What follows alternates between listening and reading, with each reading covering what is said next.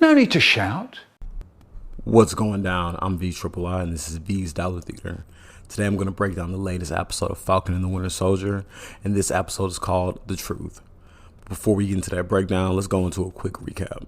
Sam tries to convince Carly to stop the madness and turn herself in. Captain America interrupts their convo and tries to arrest Carly, but she's not going for it. Her and the Flag Smashers get into a massive brawl with the boys, and Battlestar is killed in the process. In a fit of rage, Cap chases down one of the Flag Smashers and murders him in cold blood, while a massive crowd is watching in horror with their phones recording. With that being said, let's get into this episode 5. Shout out to Wikipedia for the summary. So, episode 5, The Truth, this is basically how everything goes. Sam and Bucky find Walker and demand the shield from him, eventually taking it after a fight in which Walker's arm is broken and Sam's wingsuit is destroyed. Barnes leaves to find Zemo in Sokovia and hands him over to the Wakandians, while Walker receives an other than honorable discharge and is stripped of his role as Captain America. Later, he's met by Constance Valentine, who offers him a job. Sam leaves the damaged wingsuit with Torres and returns to the U.S. to visit Isaiah. Isaiah reveals more about his past, including his imprisonment, his time as Captain America, and rescuing his fellow soldiers from a POW camp. Wilson returns home and helps his sister fix the family boat. He gets help from a number of his neighbors and Barnes, who delivers a briefcase from Wakanda. While training with the Shield, Wilson and Barnes agree to move on from their past and work together. The Flag Smashers, on the other hand, plan an attack on the GRC conference and are joined by Batroc, ops from the Winter Soldier movie. He's been released from prison with the help of Carter. Meanwhile, Wilson opens up the Wakandian briefcase and is marveled by what's inside. In a mid-credit scene, Walker builds a new shield from scrap metal and his war medals. And that is the end of episode 5, The Truth. So let's go ahead and get into this breakdown. First things first, the scene, well, not even the scene, but the battle between Bucky, Falcon, and the new Captain America, chef's kiss. They beat the brakes off that man. Like, this has been coming, man. Like, Walker is a psychopath, and he's finally shown his true colors. And it's not really his fault. It's really the PTSD. But that's not an excuse to kill an op, especially an op that has given up. If you do that, you'll do anything. So he can't be Captain America anymore. And one thing that I kind of noticed during this episode is that I think Sam's a better fighter than Bucky. And that's crazy because if you watch, you'll see that Sam does a lot of the heavy lifting as far as the battle goes, right? And here's the thing. He's the only one who doesn't have the super serum. So imagine you're like a normal person and you're able to go heads up with like 2 freaking like NFL linebackers. That's basically the equivalent of Sam's role in the Bucky and the new Captain America. Bucky's a real one. I thought he was going to take the shield from Sam after the fight was over, but Bucky respects Steve's wishes, and after the fight, he gives the shield back to Sam. Some real G behavior. After killing the Flag Smasher and losing the shield to Bucky and Sam, Walker loses his title as Captain America. After going through a little bit of a hearing with his superiors, he's given an other than honorable discharge and he leaves. I really thought that Disney was going to go all lives matter and let Walker remain as Captain America. It's so crazy that in a fictional world, there's consequences for killing an unarmed person, no matter what they did, because that's the whole role of people, of not even people, but police, soldiers. If someone gives up, then you let the system deal with them. And that man obviously gave up. So it's kind of crazy that in this fictional world, someone with that much rank was able to be stripped from his title after killing an unarmed person. I really thought Disney was going to go all lives matter and let Walker remain as Captain America. If only the real world was like that, you know?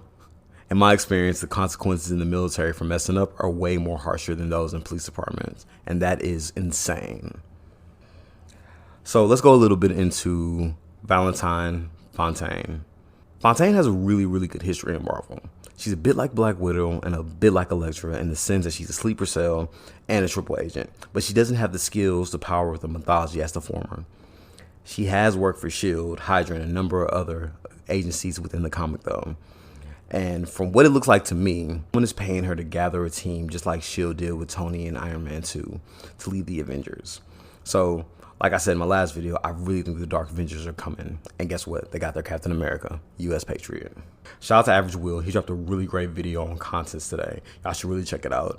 It's a little bit in the vein of Comics Explained, but Comics Explained, if you know, is much, much more deep and dense. You know what I'm saying? But Will, he kind of made it real simple and to the point, so you can at least have a little bit of context while you're watching the episodes. Shout out to him. Check his YouTube channel out.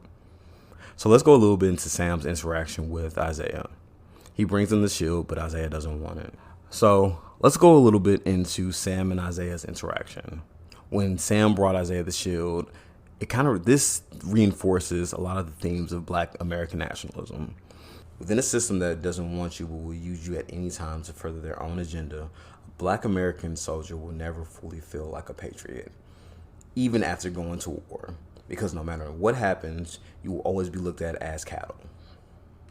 And the powers that be want the status quo to represent them. And that them is usually someone with blonde hair and blue eyes. It's the American Pie stuff, you know what I mean? But do you think a Black soldier would have killed an unarmed suspect in the streets like Walker did? Of course not. Isaiah is rightfully bitter and done with the idea of Captain America because it's caused him nothing but pain. He literally had to fake his own death to escape prison. And he didn't do anything wrong, just served his country. I really, really hope he gets a happy ending. Let's get a little bit into Bucky, man. Bucky found Zemo and hands him over to Wakanda. When Bucky was founded by Hydra, he was taken and turned into a brainwashed, metal-armed assassin. But when he found Zemo, he had an opportunity to kill the last member of Hydra and get his real revenge. But he didn't do it. He put that gun to Zemo's head and pulled the trigger and nothing happened. When Zemo realized Bucky wasn't going to kill him, Bucky dropped all the ammunition on the ground and handed Zemo over to the Wakandians. The symbolism is crazy. Like the empty gun, Bucky is completely free from malice intent. He's become something more. At one time, he was a tool that was intended for destruction, but now he's a tool that will help rebuild the world post-Thanos. By the way, that OnlyFans content in Wakanda gotta be crazy, because Bucky has a strong case of jungle fever. And it's insane because he was literally from the 1930s and you couldn't even be in the same room as a Black person. So shout out to Bucky, man. Real progressive. So let's go a little bit into Bucky and Sam's training monologue. They're hanging out, all that good stuff, because this is good stuff. Bucky goes to Sam's side of town with a gift and they hang out and Sam starts training to be the new Captain America. Outside of missions, Sam and Bucky really didn't hang out like that, you know what I mean?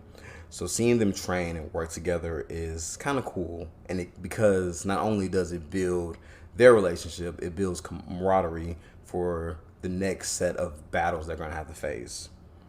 Bucky convinces Sam to take the mantle if he thinks that's the right thing to do, and Sam tells Bucky to really try to find himself, and that is what your friends are really for, to help you when you can't see the light. I don't know about Carly, but I think she's gone. And when I say gone, I mean like she's like fully on the dark side. She's really popular on the internet, and I think alongside the super serum, all that's going to her head. Her main goal is to revenge, but I think she likes the idea of being a celebrity even more. Even if she's famous for being a global threat. But we'll see if Sam can save her. Let's go ahead and wrap this up and talk a little bit about Walker. Walker, in the final scene of the episode, begins to work on his identity as a U.S. agent. The government is so bad, and I'm going to tell you why. When Walker came back to the United States, why didn't they test him and give him a good, thorough checkout? When you complete a deployment or some type of mission, you usually go back to your base and you get checked out. Make sure you don't have any injuries, make sure you didn't get sick, all that good stuff, right? If a doctor would have checked Walker, they would have probably realized that he has the super serum in his veins. Whatever happens in this next episode is all on the government, because once again, they did not do right by a soldier who's coming home from war. Lack of proper veteran care has been a reoccurring theme in this series. I really hope the VA's watching, because, hey, y'all got work to do. So let's get into a few of my predictions. Obviously, Sam is going to become Captain America now. Like, that's the whole story for this series, right? Sam becoming Captain America. But I think Bucky's going to have a role within this too, like I've been saying. I think Sam is going to be the one to carry the shield, and I think Bucky's going to be the one to defend the shield. And that's kind of a sick idea, right? Because you need both sides. And in reality, everyone should be Captain America or strive to be Captain America. Kind of like in Spider-Man Into the Multiverse. Everybody can be Spider-Man. Everybody can be Captain America. And when you see different faces being Captain America, that really goes into the quote-unquote ideals of America, that anybody can be special and anybody can help the problem and help fix things. And with Sam taking up the mantle as a black man being Captain America, that kind of reinforces that. So shout out to Disney for being progressive. As for Carly, I think she's either going to die a legend in the final or become a lab rat for the government, because she does have the super serum in her. And a lot of people want it. Maybe S.H.I.E.L.D. can save her and make her an agent down the line like Black Widow, but I don't really see that happening because she's done a lot of damage. As for Walker, you know what's about to happen. He's about to ruin everything and fight Sam and Bucky after they save the city from the Flag Smashers. Maybe Isaiah will save him, or maybe whoever Countess Fontaine works for will make an appearance and save Walker after he becomes U.S. Patriot. I don't know, I gotta be honest. I'm averaging like 40, 60 on my predictions, but whatever. I know right now, in your life, you're going 100%, and that's all that matters, man. Get to the top any way you need to. So yeah, man, we're almost at the home stretch. We're on episode 5. We got one more left. Then we got the Loki series. It's going down, man. Disney's going to keep giving us content. I'm going to keep giving you videos. Thank you so much for your support during these trying times.